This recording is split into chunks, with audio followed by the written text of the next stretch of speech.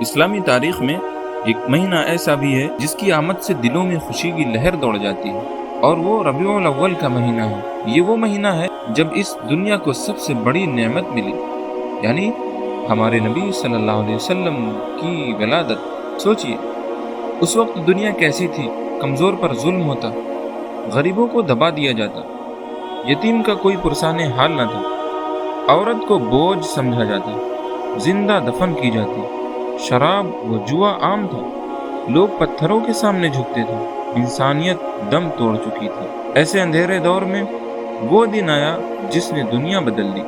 مکہ مکرمہ کے ایک چھوٹے سے گھر میں دوشنبہ کی صبح ہمارے نبی صلی اللہ علیہ وسلم کی پیدائش ہوئی۔ آپ کے آنے سے کائنات کی فضا خوشبو سے بھر گئی۔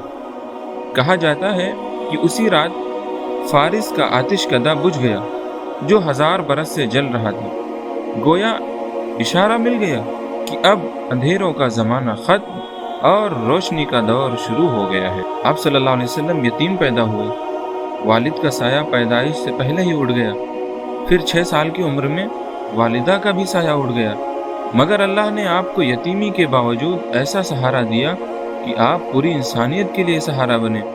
حضرت حلیمہ سعدیہ کے گھر میں دودھ پینے کے دوران برکتیں ہی برکتیں ہوئیں، خشک بکریاں دودھ دینے لگیں، کھیت لہلہانے لگے۔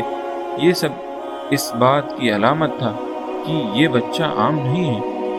پھر ایک دن بچپن میں فرشتوں نے آپ صلی اللہ علیہ وسلم کے سینے کو شق کیا، دل کو نکالا اور اسے نور سے بھر دیا۔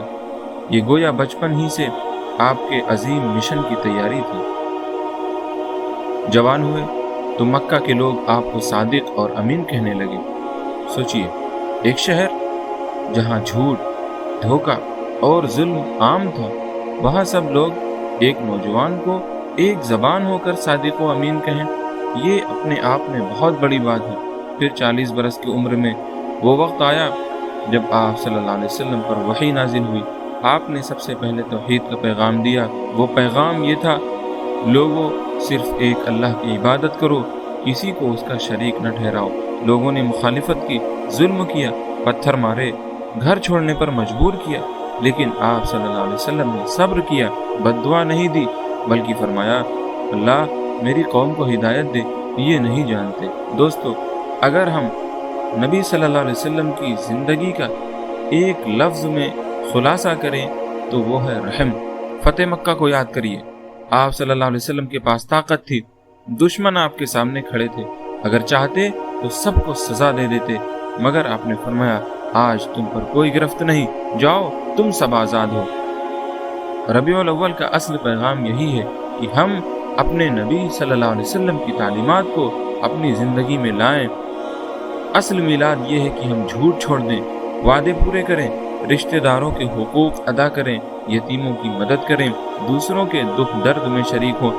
اگر ہماری زندگی نبی صلی اللہ علیہ وسلم کے اخلاق کی جھلک دکھائے تو یہی سب سے بڑی خوشی ہے، یہی اصل جشن ہے۔ اس ربیع الاول میں عہد کریں، ہم اپنی زبان کو سچائی کی عادت ڈالیں گے، اپنے دل میں رحم پیدا کریں گے اور اپنی زندگی کو نبی صلی اللہ علیہ وسلم کے نقش قدم پر چلانے کی کوشش کریں گے۔ اللہ ہمیں سچی محبت رسول عطا فرمائے اور قیامت کے دن اپنے حبیب صلی اللہ علیہ وسلم کی شفاعت نصیب کرے، آمین۔